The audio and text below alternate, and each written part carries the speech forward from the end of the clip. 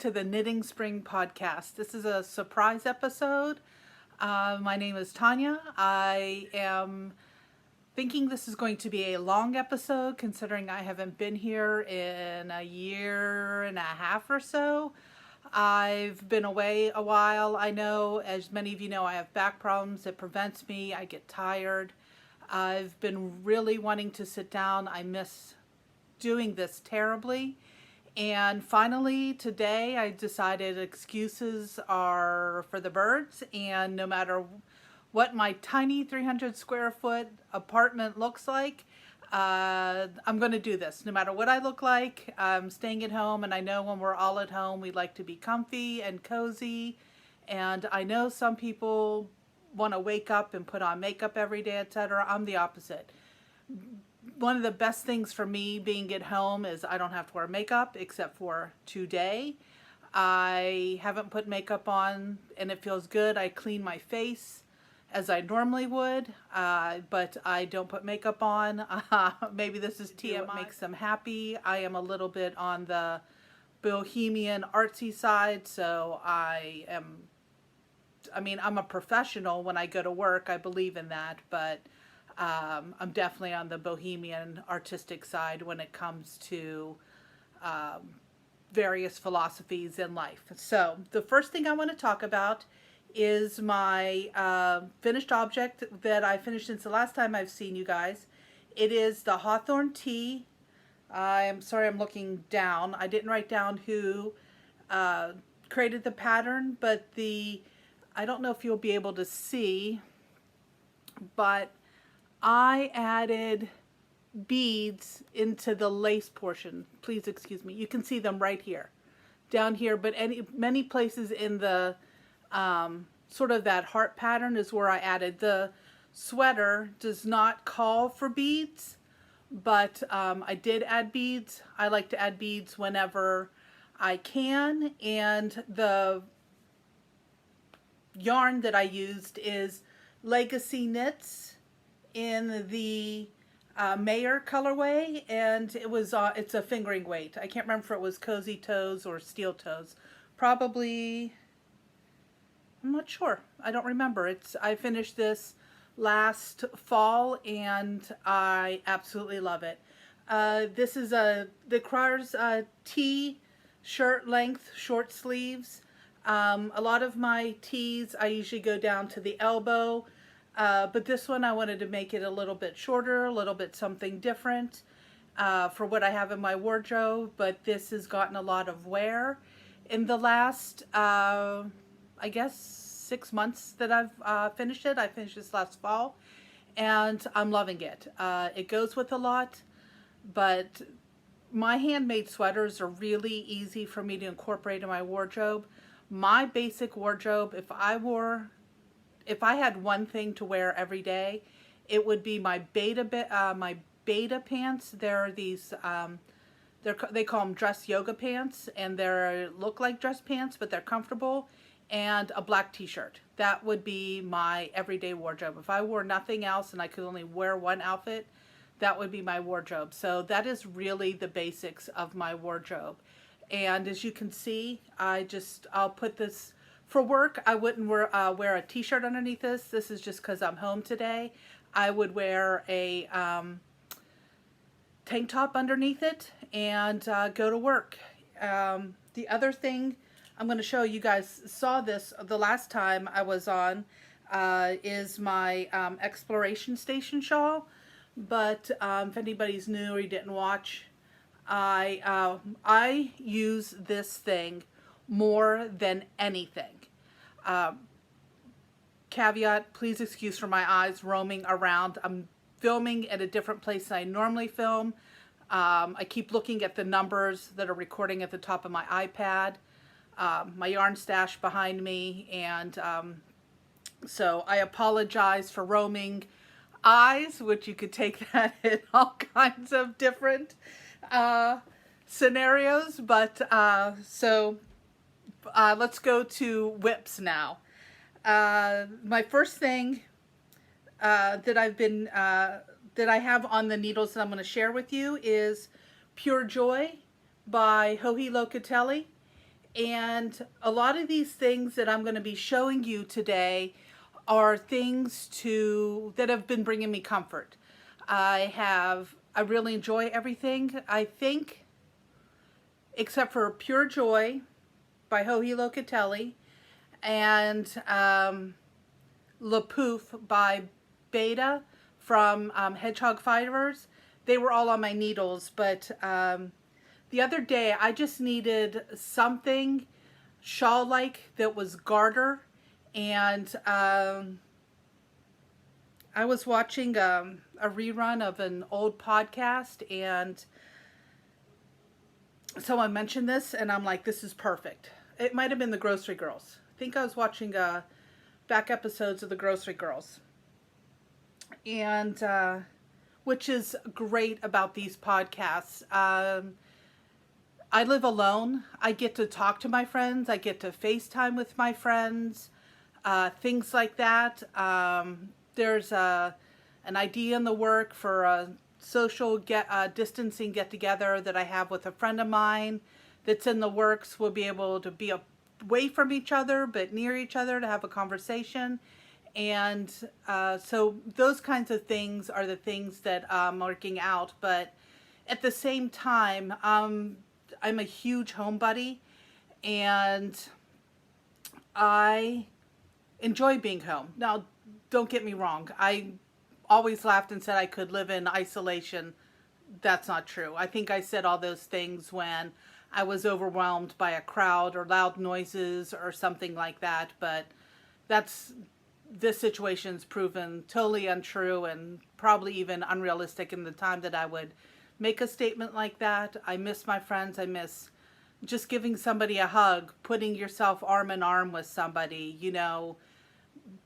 the nearness of your wonderful family and friends that really I think at least I took for granted up at this point. I have so much freedom on interacting with so many people, and I will never take that for granted again, let me tell you, never.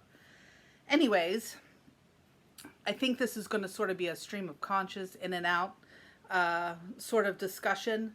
But so the yarn I'm using, and I've been wanting to use this yarn for a really long time. This is one skein I'm using, but I have two skeins of this yellow pink. It's called Miss Honey by Sweet Sparrow Knits, and it's just a beautiful, beautiful, and it's on her magpie base. I don't know, you probably can't see the sparkle in there. And then what I'm using for the eyelets and what will be on the final wedge of this is Chelsea Luxe rose gold colorway, and I will share that on Instagram, or I've been writing on my blog again. Oh, I didn't totally finish introducing myself, so excuse me again. I'm looking down, looking all around. If that bothers you, I'm sorry. You can turn it off. I'm doing my best. This is sort of spur of the moment I'm doing this. I woke up this morning and said, there's no excuses, I'm doing this today. And don't worry, I know I'm touching my face, but I wash my hands a ton of times. I have not been out of my apartment since Tuesday. I've had a shower since then, so I'm good. I'm not gonna get anything. I haven't touched anything that has germs on it. So let me do the introduction right in the middle of all this. My name is Tonya. I am Chinky Monkey on Ravelry, Chinky Monkey 1 on Instagram. I am Tonya on Goodreads. I changed my show notes and stuff. I was trying to streamline some stuff for myself last fall for another project, but I have a blog I've been writing on. And what else on here? Oh, my email address has changed as well. It is TM, and I'll put all these things down at the bottom, tm.artfullife@gmail.com. Those are all the different ways you can get in touch with me. I really don't check Ravelry inbox. I'm the type of person that needs sort of things to go into one place and streamline. I've even been doing that in my job. We're sort of, at this time, working from home, streamlining some of our workflows at my office. The next thing I have on my needles is, this is called the Party Top by Abby Knits. As you can see, I am past the armholes. These were to help me count and make sure I had the right decreases and I was decreasing correctly. This is underneath the beginning of my row. You can see I'm a little bit past the arm there. This looks big, and I'm going to wait till I try it on to see how big the neck is. If the neck's too big, then I'll just take a crochet hook and go around the cast on and just tighten it up a little bit. So I'm not worried about that. So that's what I'm going to do. I'm really excited about this. I am knitting this in Western Sky Knits, Black and Velvet. It's a DK weight. And this, I am a extremely loose knitter. So I am knitting this one on size 5s, and I am using Zings. I am a big ChiaoGoo needle fan. Love my ChiaoGoods. There's number one. But I'll tell you, I have been using these Zings from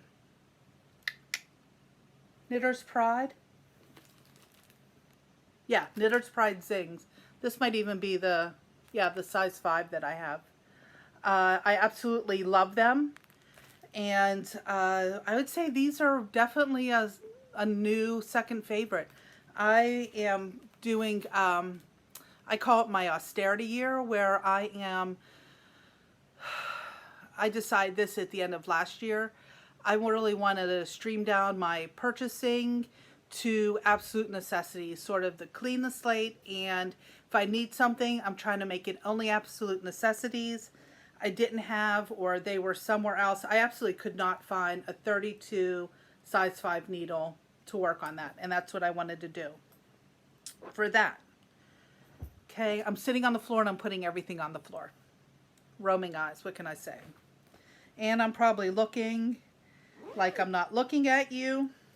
And then my second sweater I have on the needles is my Poof pullover. I'm not doing the cardigan.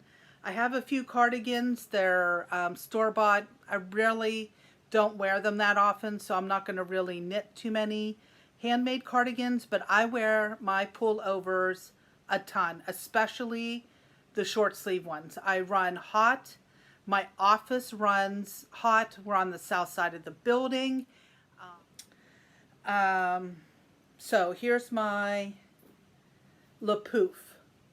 And what I'm doing with this is I'm marling two yarns together. This is, hold on, I'm alternating skeins too. So this is, do I have it in here? I believe this is, I know the base is Allegria, and, oh, I know where I can find it. Sorry, right behind here, right behind me, somewhere. In my knitting basket. Here it is. My knitting chair. My knitting chair is like right over there. I'm using, okay, this one. The gray is Stranded Dye Works. It is in the Highway Code color.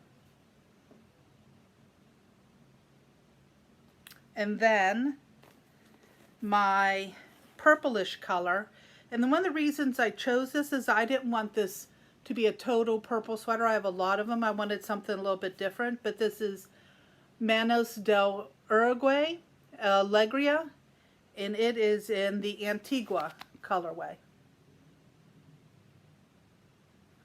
And excuse my COVID mani-pedi. I know a lot of people, the first thing they're going to do is get a haircut.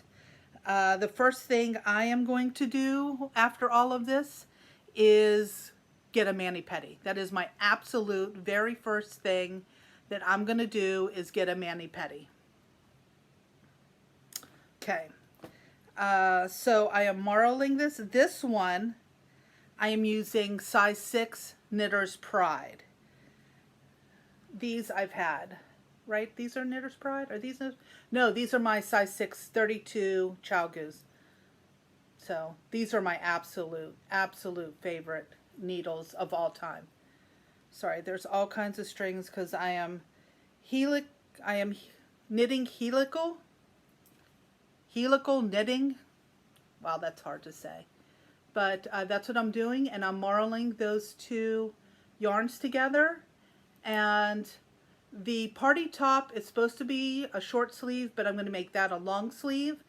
And then this one is supposed to be long sleeve, but I'm going to make it a short sleeve. Just because of the marling and the texture, I just think this would be a cuter puff sleeve. I'm going to go down here. I'm still going to puff the sleeve right here and make it a puff short sleeve tee. And then my party top, I'm going to make long sleeves. So I have a little bit, and they're both cropped, which is great because another thing I wear is I wear a lot of dresses that go to the knee. And so these will be perfect. I am not sure if I'm going to crop it at the length that they say I'm going to crop it as, but I'm long-waisted. So I am going to find my natural waist length, stop it at my natural waist, and or just above that, probably just above or right there. That's cropped for me because normally my sweaters I knit to be mid hip or high hip. So for me, those are cropped, and there will always be something underneath there. Although in high school I did wear crop tops, and those days are long gone. I did it once. I'm good with it. And honestly, I never thought I would knit a crop top like this or consider doing one because of, you know, I'm just not comfortable showing my midriff. Not that I think anyone should be. That's just me and my personal. But when I saw them over dresses, I was like, that's perfect because I'm always looking for something that's not a cardigan to wear over a dress. A lot of the dresses I sew for myself are cap sleeves, and this goes perfect. And I have another sweater. Sorry, I'm just putting these away. I have another sweater that, oh, my yards are getting cut, that I knit. It's called the Stopping Out sweater. It was on my podcast a way back, but I wore that last fall a lot over my, especially my black knit dresses, and that's honestly, seeing the crop tops worn with other women's dresses and that top worn with my black dresses really convinced me to give these a try. So I'm excited, and I'm pretty close. I think they want you to go to 9 or 11 inches, and I am at, just putting all these things away before they get tangled. I am at 4 inches, 4 or 5 inches on both.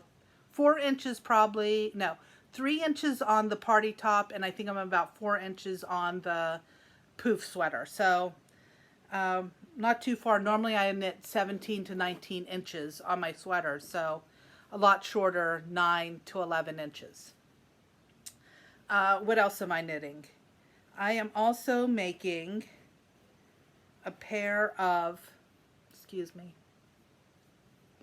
a pair of Hermione's Everyday Socks. I've started these, and they are on Spartacus Dye Works Man Purse colorway, and I knit mine on 2 circulars. I use, the heel is a 0 and the top of the foot is a 1 for me. The other sock I have cast on is a blueberry waffle sock. This is my first blueberry waffle sock. Really, really liking it a lot. This is Dragonfly Fibers in the Black Pearl colorway. Again, 2 circulars, 1 for the top of the foot and 0 for the bottom of the foot, excuse me, and 64 around, and great. The last thing I'm going to show you that I have is my crochet granny square afghan. Let me see, let me make sure this is half so I can show you, because it's pretty, how can I show this to you? Maybe this is a better way. Hold on, let me fold this so I can show you how I've been knitting. So I started up here and I've been slowly striping in. I used a whole skein of the gray just to learn and do things. Then, as you can see, I have been knitting down in stripes. I'm doing solid colors. I know a lot of people are doing scrappy blankets, but I already have my scrappy blanket, my mitered square blanket, and I wanted something a little bit more straightforward. So I'm doing a stripe. I am using Knit Picks yarns. The gray, oh no, I'm not using Knit Picks. I'm using Webb's Valley, their house yarn, their Valley yarn in the Charlemont. And this color is called Dusk.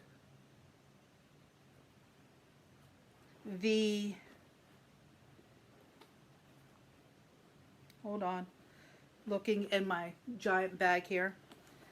The purple color, this purple color is the Valley Charlemont, and the color is called Soft Grape.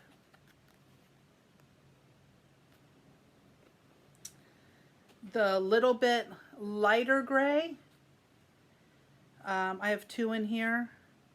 This one's called, it's called Thistle. It's a purple gray, Charlemont Thistle.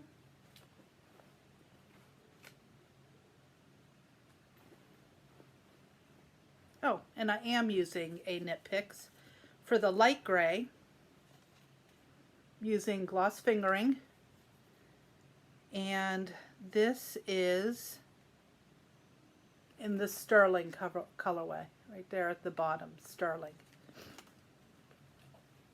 So you can see this is that dark gray, soft grape, dark gray, soft grape, thistle, dark gray. This is the sterling grape, and now I'm back to the dark gray again. And so I really like this project. It's huge, it's big. It's not as big as my Cozy Memories blanket, but it is probably, it'll be enough for a lap blanket. Enough when I sit down, I can cover up. It already keeps me warm when I'm crocheting on it. It's enough for when I'm sitting in my chair that it spreads over my body. It hangs over a little bit, and it'll be long enough to cover my feet, from my chest to my feet, so that I can cozy up underneath it. Okay, I got through all that. Okay, my dream knitting. I want to make the City Limits sweater. And right now, this is a, I'm not sure. I mean, it looks really nice with this. I like this color scheme. You can tell I did it for my exploration blanket. This is a yarn I bought last summer, and I absolutely love her yarn. It's called Murky Depths. The base I'm using is Harbor. This one's called Bracken, and I got this at my local yarn shop called Annie and Company. This one is fantastic. This one's called Springs Eternal. I'm sorry. Springs Eternal. And then this one is Manos del Uruguay in the tincture colorway. And I think it's The Allegria base? Thinking. Oh, Fino. I love Fino. This is Manos del Uruguay in the Fino base. And I absolutely adore the Fino base. I knit a sweater out of this. It has lasted really well. This is I think it's a loosely, I don't know. It just, I knit this yarn. I'm trying to get a strand out for you.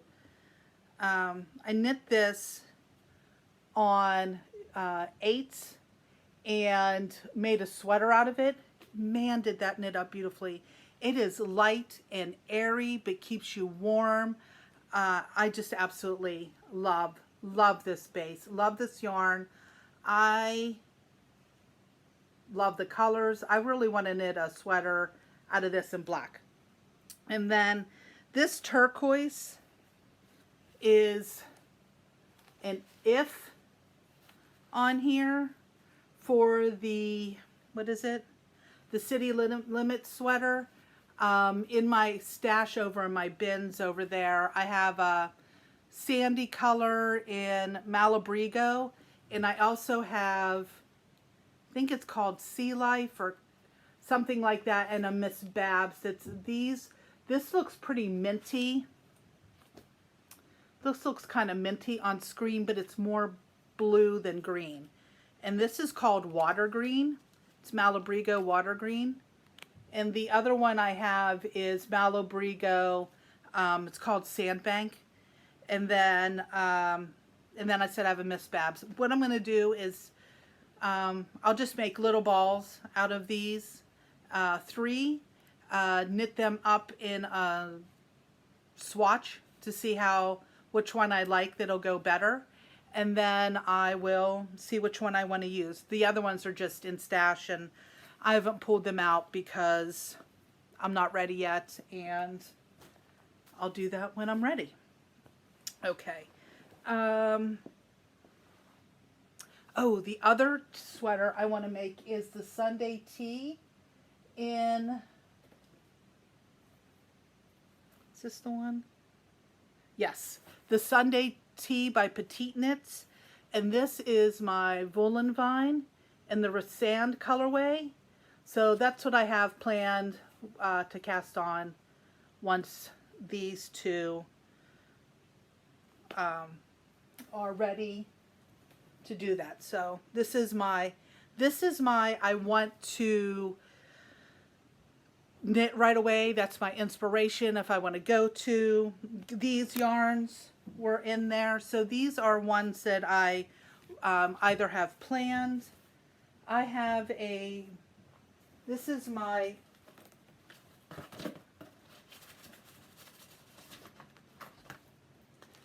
knitting journal. I don't know if you really call it a journal because I don't really write in it, but it's where I sort of keep notes. I have my sweater queue that I have in here. I go through this and think about, like, there's right there at the top, the Sunday Tee by Petite Knits. These are all the things, so this sort of helps me. It's easier for me to flip through this. I look on my queue too on Ravelry all the time. Always on my iPad or knitting or something, but here's some other ones. I have a shawl queue in here. There's one page of the shawl queue. Here's another one. Just different things. It helps me. I can write in there and say what I want to write about. Hopefully I will be back soon, because I forgot. I wanted to show you. I sort of discovered, for me, it's new to me. I know you can over dye yarn. I know dyers do it all the time, but I bought 3 skeins of yarn at my first Rhinebeck. And I remember when I first bought it, I loved it, loved it, loved it. I really wanted to make this one short sleeve tee. I had so much of the yarn because they were like 550 skein put-ups. So I ended up making a mid-length thigh tunic out of it. When it was done, I liked the shape of it, but the colors just weren't me. It was a warm beige, and I don't mind warm beiges or a warm gray in spots in my wardrobe, but it just doesn't really go with me, and it just wasn't me. The colors weren't me. It looked okay on me, but it didn't sort of brighten me up. And so I bought RIT dye, the liquid dye in the bottle, looked on the internet, and I got the pearl gray colorway. And I know I'm talking about this, but I am going to, I don't know if I have a picture of it or not. If I do, I'll put one in. If not, the next time I record, I'll show it to you. But I made the tunic, and I over-dyed it with the pearl gray. This has changed how I think about my stash. I successfully did it with another yarn I got in a club colorway that I didn't like that much. I can't believe I didn't bring these out. Like I said, this was sort of spur of the moment, and as I'm thinking, and I over-dyed, it was this bright yellow and this bright raspberry color. And now the pattern I did it out of, I like the pattern, and at the time I just needed to knit on that, and I needed yarn that I wasn't in love with to knit at the time. It ended up the pattern turned out beautifully, but I didn't like the colors. And what I did was I ended up over-dyeing it again with the pearl gray, and I had beads on it. It was lace. It turned out beautiful. So it's really made me think about the yarns I have in stash. If things aren't knitting up the way that I want, I know I have a possibility to change it. Sometimes even the skeins, it has the colors you like in it. So I have one more sweater. I have the yarn. I have one more sweater that I wanted over dye, and I ordered the pearl gray again last winter around Christmas. I just haven't gotten around to dyeing it, but while I'm here, I might as well do it while I'm at home. And it's nothing. You just put the dye and vinegar in. There's recipes in the proportions online. If I can find where I got that, I'll link it in the show notes. But changed. I'm not anxious about colors. I'm not as anxious about... Now, I want things to go. Like I said, I really want this to turn out. I highly doubt this will be something I over dye. These are colors I've knit with. I love it. I wear this shawl more than any other big shawl. The two shawls I wear the most are this shawl, and I wear it the most because it's a big crescent. The other one I wear a lot is one by Lisa Much that's a big long one. That's why I'm knitting this Hohi Locatelli. It's a shape I like. I don't like wearing the asymmetricals, I found out, and my Wildesmeer shawl. It's real light in the late spring or early fall, and so yeah.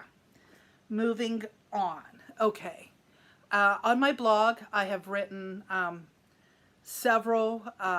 several books that I've been reading. My favorites of 2019. I'll put links to those blog posts in the show notes. I wrote a list of books that I think are great for distraction. I put there should be something on there for everybody. There's not horror. There's not self-help. I don't think I really did any bios because I was trying to think of light. There's nothing in there that you're going to learn about the history of physics or anything like that. If that's sort of your jam, that's sort of not on there. It's sort of light books, funny books like A Walk in the Woods. The book I just finished today is on there. It's called Hunter's Claim. It is a sci-fi alien barbarian romance or whatever. The author is, where's my phone? Don't know what I did with my phone. Pardon me for going off screen. The author is S.E. Smith. She's written a ton of different series. Not all of them are alien based. She writes fantasy. She writes some on fairy tales, alternate fairy tales, things like that. I've put Karen Slaughter on there, etc. So what I'm reading now is the second one in that. It's called the Alliance series by Essie Smith. And the one that I'm going to be listening to as I edit this video this evening is Razor's Traitorous Heart. I don't know if you can see that. And you can see I just started it. Also, you can go to Goodreads and see what I'm reading. I also have on deck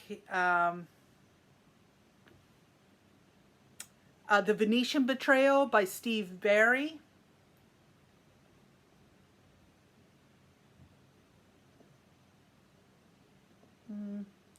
Let me see. Usually do not put up my... Let me see if this helps. That might help. Yep, that's much better. Steve Barry, The Venetian Betrayal. I also have on deck that I'm sort of going, that I sort of have to concentrate more on this. V.E. Schwab's. This one's called, that's not a very good picture. V.E. Schwab's A Darker Shade of Magic. It's the first in that series. I also have Blood of Elves. I own that one. So these are more that I have to concentrate on. And honestly, I have Brandon Sanderson's Elantris.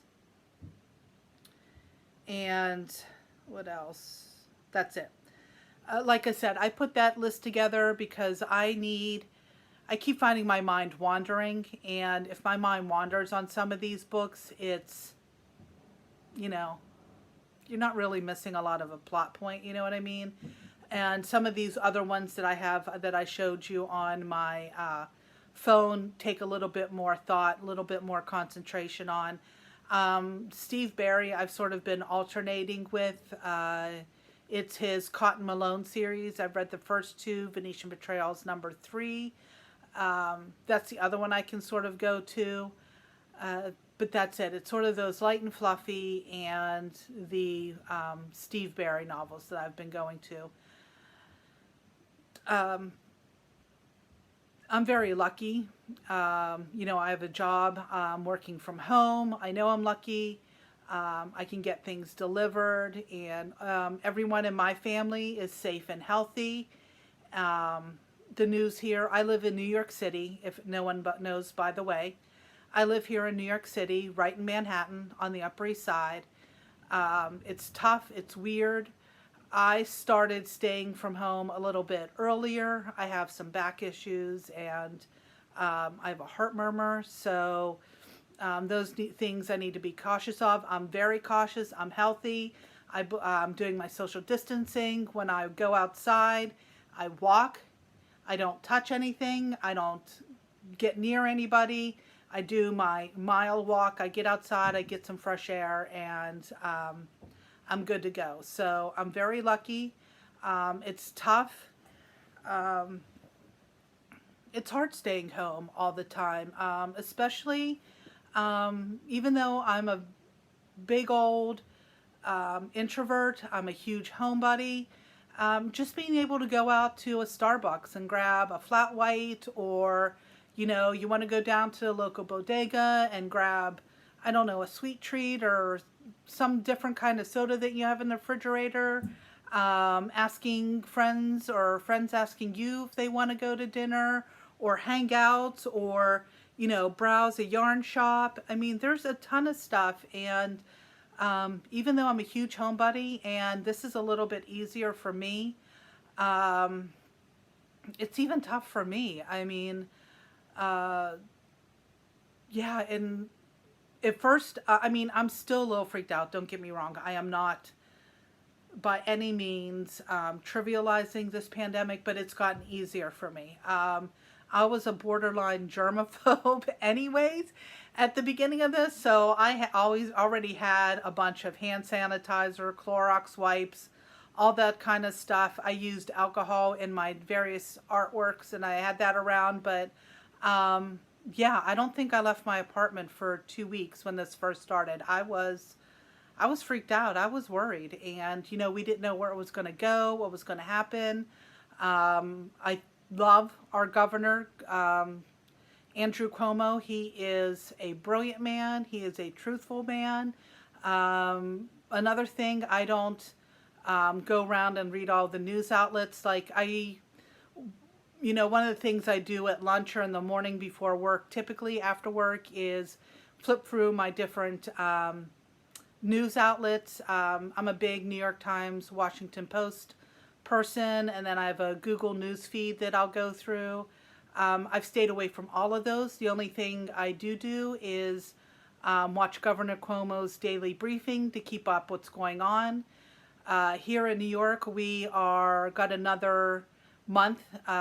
Working from home has been mandated from the governor until May 15th now. So we have another month of staying at home, working from home, social distancing, and etc. And I've gotten actually a little bit better. I mean, I know that, sorry, my feet are getting tangled, and I'm sitting on the floor, so I had to stretch out my legs a little bit.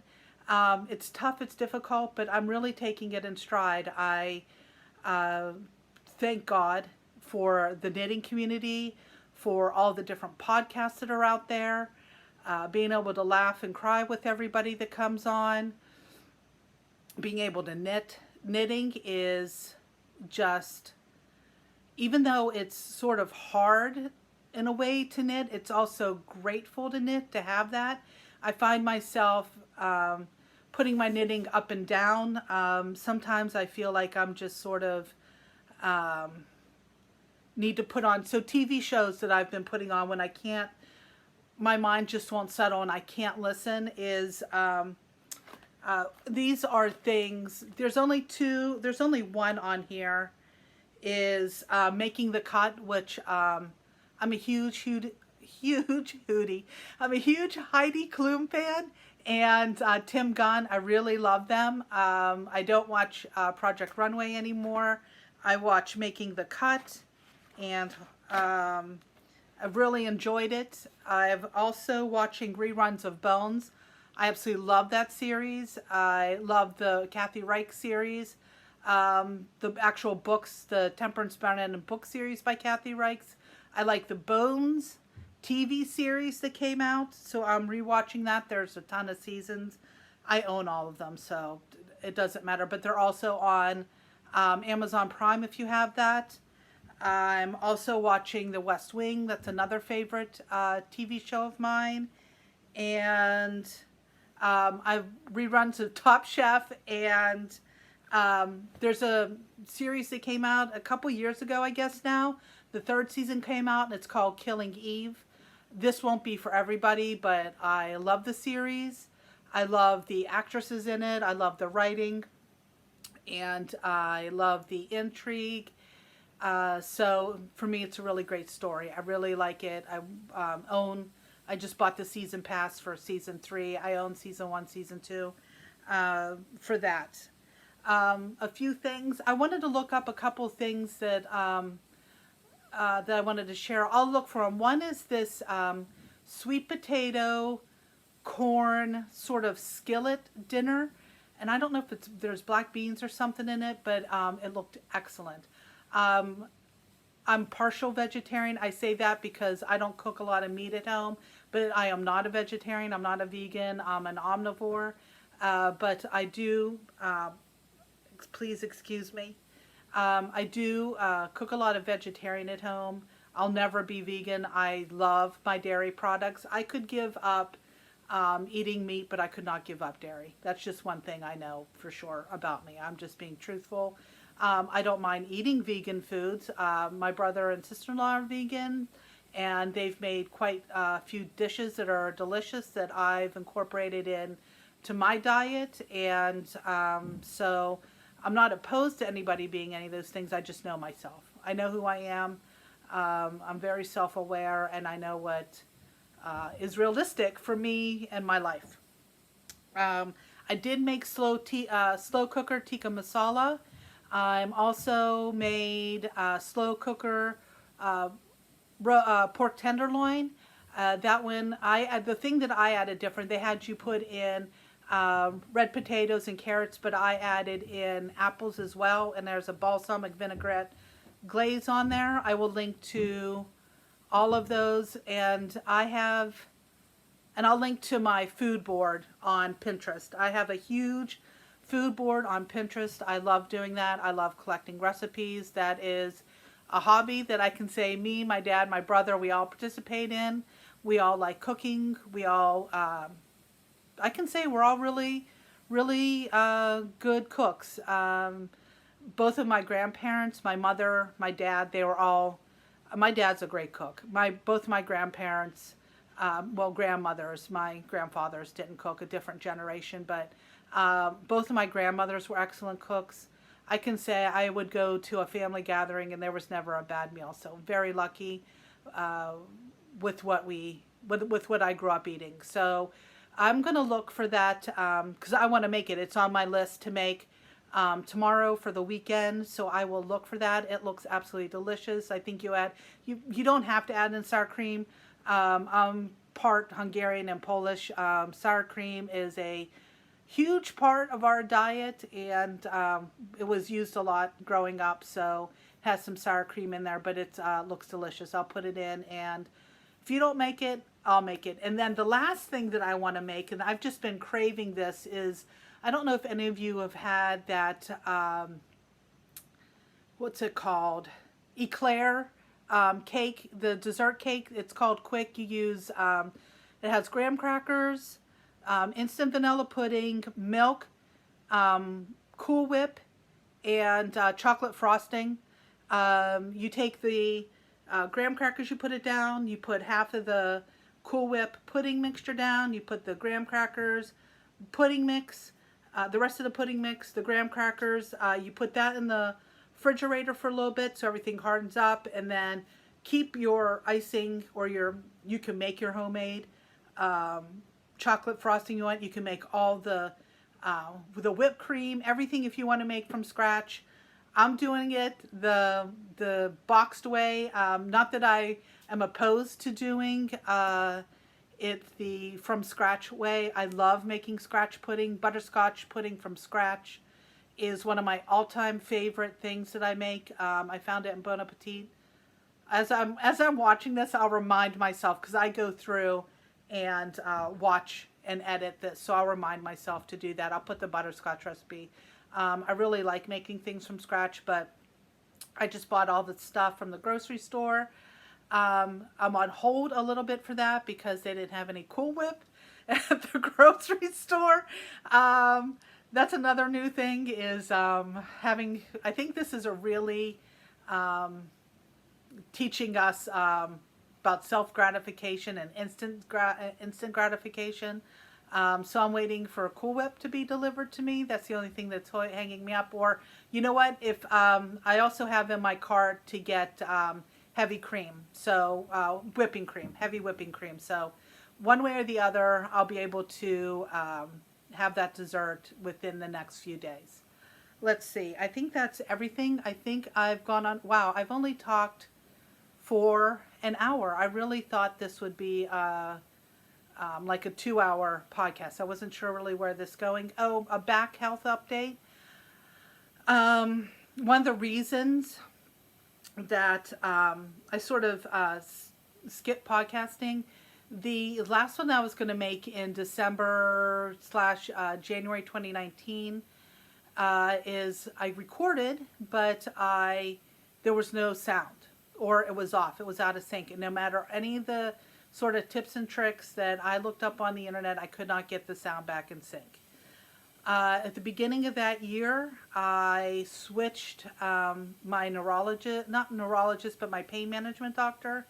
I found one because things were starting to creep up again for me, and I didn't like that the lifelong solution my current pain management doctor had me on was taking painkillers for the rest of my life. And not that I was addicted, I really wasn't. I'm not making an excuse, I'm not sugarcoating it. I wasn't. Took them as prescribed, 2 a day, but for me that wasn't a sustainable solution. So I found a new doctor last February, so a little over a year ago, and we're on a new treatment path.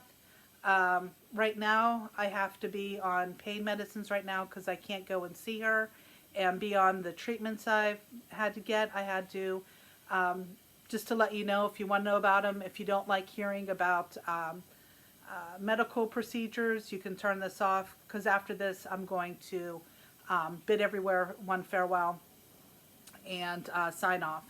I had to get nerve ablations, and what they do is sort of burn your nerves in half with radio waves, and it sounds a lot worse than it is. But let me tell you, the treatment it's not a walk in the park, but it is way better than the daily pain of dealing with that because it lasts 3 minutes, and the pain for me, if I'm not on pain medication or I don't get these treatments, is 24/7. It never goes away, and it's not like a cut. It is, if you've never had pain, nerve pain before, it's almost indescribable.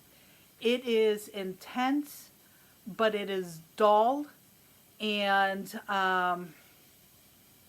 it messes with your concentration, it messes with your sleep, it lowers your immune system, all kinds of things. But I am doing really great. I've had at least 3 or 4 procedures over the last year. I've had epidurals and nerve blocks instead of taking all of the pain medicine. The only time in the last year and 2 months that I've had to take pain medication was last February, besides right now during this COVID pandemic, because I can't go in and physically get the nerve blocks and the treatments. So the stopgap for right now is just some pain medication. I'm good. I'm not addicted. There are some days where I don't have to take it. It's a take as needed, so it's not an everyday thing. Sometimes walking helps. Sometimes stretching helps. Sometimes nothing but the pain medicine helps. It's sort of a day-by-day thing. I do my stretches. I do walk and get exercise. But yeah, I am doing so much better. My body's getting better. It's getting healthier. It's becoming pain-free. I'm not getting migraines anymore from my back seizing up. So there's been a lot of positives in the last year with this new doctor. I absolutely love her. She is so brilliant, so intelligent. She has a wonderful bedside manner. She is just an absolutely wonderful doctor and human being. I thoroughly enjoy her company. I enjoy the company of all of her workers and the office manager, the receptionist, her nurse. I mean, they're just absolutely great. You would think going into that situation would be horrible and frightening and fearful, but they make it enjoyable up until the procedures. Like, their personalities are so wonderful and so energetic and lively and friendly and caring that being there is actually a very positive and wonderful thing. So my back's getting better. I'm sitting down. The reason I sort of changed a little bit is I have to sit in my desk chair all day. It is not a chair made for me to be at my desk all day. It's there for me to either record podcasts, go on and check some email, not being there day in and day out. So that's why I sort of changed my spot a little bit. And also because I live in a 300 square foot apartment. I've been here for 6 weeks now. It's not dirty, but you know, things get cluttered, untidy. I'm doing the best I can, but I'm trying to do things the best I can. I'm doing, dusting, I am sweeping, and honestly, if things get thrown around a little bit, if my bed doesn't get made every day, I have enough stress and things going on right now. There are enough things that are causing me anxiety. I'm not going to let housework be one of them. I would never, I am a clean person, but I'm one of those people, I'm one of those creative people where I don't mean having clutter as in having clothes thrown around on the floor or, you know, dishes in the sink. I don't mean that kind of clutter, but I have things around me that when I look at them, they make me smile. And you can see my shelves behind me, they're open. I have artwork up on the walls. I don't know if you can sort of see. You've seen them in my other podcasts, but you know, I have my artwork up on the walls. And if that made somebody seasick, I'm a little bit sorry. But yeah, so, but I am definitely one of those creative clutter people. When I was doing artwork in my apartment, I cleaned up, I put dumped the water out, cleaned the brushes out, but I never put my supplies away. That's one thing I can definitely understand. Same with my knitting supplies. They're right next to me in a basket, piled up, right next to my knitting chair. There's my yarn right there. I can look at it, I can grab it, I can figure out what I want to do. I'm definitely one of those creatives that has to have my supplies out where I can sit down and start working. For me, it is an impediment. Absolutely an impediment, because my mom used to make me, she was different. She couldn't have clutter. It made her nervous. And but I'm the opposite. My creative stuff has to be out and everywhere. If it gets put away and it is not within easy reach for me to use, I will never use it. I will never, I mean, I will, but it is a huge impediment to my creativity for me if stuff is put away sight unseen. Now, right now, my painting supplies are put away. I have different bins and stuff over there, and then the rest of it is over in a closet because that's not something I'm concentrating on right now. So I am practical in that way. I'm not saying this place is one giant studio with paint brushes and everything around. I am selective on what I bring out and what I want to do, but right now my fabric's put away. I have a few things out, but I have all my fabric put away.